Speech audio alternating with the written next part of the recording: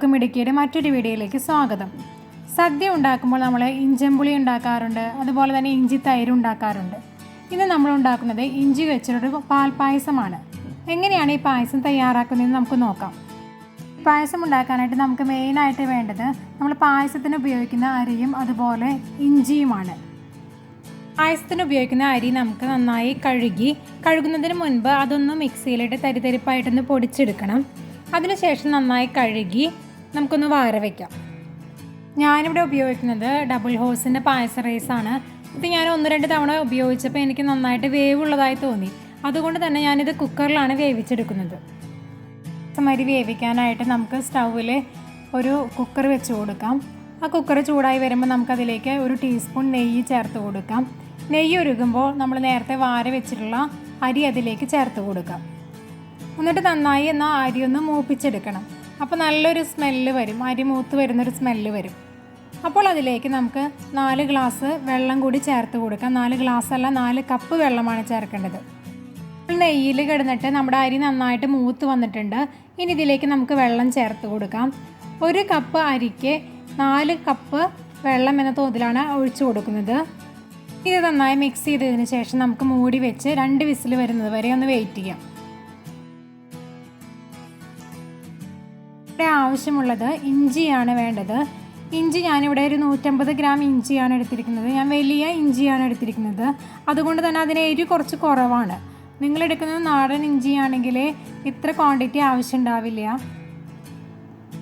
ഇപ്പോൾ ഈ 150 ഗ്രാം എടുത്തതിൻ്റെ പകുതിയാണ് അത്ര ഇഞ്ചിയെ വേണ്ടി വരുള്ളൂ, നാടൻ ഇഞ്ചിയാണ് ഉപയോഗിക്കുന്നതെങ്കിൽ.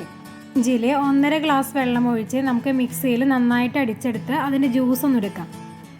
കുക്കറിൽ വേവിച്ചെടുത്ത അരി നമ്മൾ അടിഭാഗം നല്ല കട്ടിയുള്ള ഒരു പാത്രത്തിലേക്ക് മാറ്റിയിട്ടുണ്ട്. ഇനി ഇതിലേക്ക് നമ്മൾ നേരത്തെ തയ്യാറാക്കി വെച്ച ഇഞ്ചി ജ്യൂസ് കൂടി ചേർത്ത് കൊടുക്കാം. ഇഞ്ചി ജ്യൂസിലെയും അരിയിലെയും എല്ലാം വെള്ളം നന്നായിട്ട് നമുക്ക് വറ്റിച്ചെടുക്കണം. അതേസമയം തന്നെ നമ്മൾ മറ്റൊരു ബർണറിൽ 1 ലിറ്റർ പാലെടുത്തിട്ട് അത് നന്നായിട്ട് തിളപ്പിക്കുന്നുണ്ട്. പായസത്തിൽ നമുക്ക് ലാസ്റ്റ് ചേർത്ത് കൊടുക്കാനുള്ളതാണ്. പായസം ഉണ്ടാക്കുമ്പോൾ എപ്പോഴും നല്ലത് ഉരുളി ഉപയോഗിക്കുന്നതായിരിക്കും നല്ലത്. നമുക്കിവിടെ ഉരുളിയൊന്നും കിട്ടാനില്ലാത്തത് കൊണ്ട് നമ്മൾ ചൂട് കട്ടിയുള്ളൊരു പാത്രമാണ് എടുത്തിരിക്കുന്നത്. ഇത് നന്നായിട്ട് നമ്മൾ ഇളക്കിക്കൊണ്ടിരിക്കണം. ഇതിലേക്ക് 1 ടീസ്പൂൺ നെയ്യ് കൂടി നമുക്ക് ചേർത്ത് കൊടുക്കാം. നെയ്യ് ഇതിൽ യോജിപ്പിച്ച് കൊടുത്തതിന് ശേഷം വീണ്ടും നമുക്ക് നന്നായിട്ട് വഴറ്റിയെടുക്കാം. ഇതിൽ വെള്ളമൊക്കെ നന്നായിട്ട് വറ്റിപ്പോകണം. അതിനുശേഷം നമുക്കിതിലേക്ക് ഒരു 1.5 കപ്പോളം പഞ്ചസാര ചേർത്ത് കൊടുക്കാം. ആദ്യം 1 കപ്പ് ചേർത്തതിന് ശേഷം നന്നായി മിക്സ് ചെയ്തതിന് ശേഷം ബാക്കിയുള്ള 1/2 കപ്പ് കൂടി ചേർത്ത് കൊടുക്കാം. പഞ്ചസാര ഉപയോഗിക്കുന്നത് നിങ്ങൾക്ക് ഇഷ്ടമില്ല, ശർക്കരയാണ് നല്ലതെന്ന് തോന്നുന്നുണ്ടെങ്കിൽ ശർക്കര ഉപയോഗിച്ചോളൂ. അപ്പോൾ നിങ്ങൾ തേങ്ങാപ്പാൽ ഉപയോഗിക്കുകയായിരിക്കും നല്ലത്.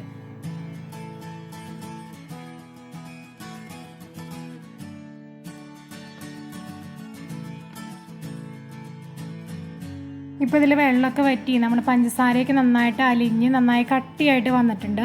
ഇനി ഇതിലേക്ക് നമുക്ക് പാല് ചേർത്ത് കൊടുക്കാം.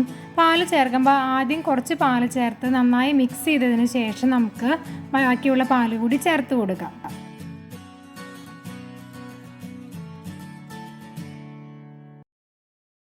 യോജിപ്പിച്ച് കൊടുത്തതിന് ശേഷം നമുക്ക് ഒന്ന് തിളയ്ക്കാനായിട്ട് വയ്ക്കാം. ആദ്യത്തെ തിള വരുമ്പോൾ തന്നെ നമുക്ക് ഫ്ലെയിം ഓഫ് ചെയ്യാം. പായസം തിളച്ച് തുടങ്ങിയിട്ടുണ്ടെങ്കിൽ നമുക്കിത് ഫ്ലെയിം ഓഫ് ചെയ്യാം.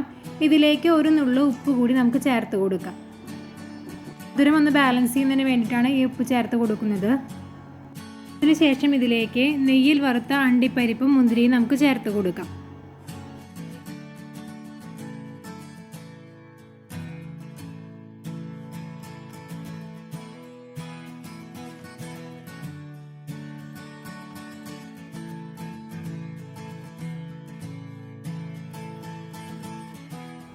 ഇനി ഇത് നമുക്ക് പായസത്തിലേക്ക് ചേർത്ത് കൊടുക്കാം.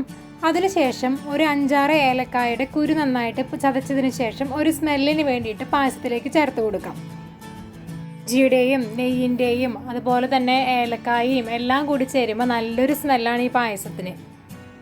ഇഞ്ചി കൊണ്ടാണല്ലോ ഉണ്ടാക്കുന്നത്, കൊണ്ട് പായസം നല്ല എരിവുണ്ടാകുന്നൊന്നും ആരും വിചാരിക്കേണ്ട. നമ്മൾ ആ വഴറ്റുന്ന സമയത്ത് തന്നെ ആ ഇഞ്ചിയുടെ ആ നല്ല എരിവ് മാറി കിട്ടുന്നുണ്ട് നമുക്ക്.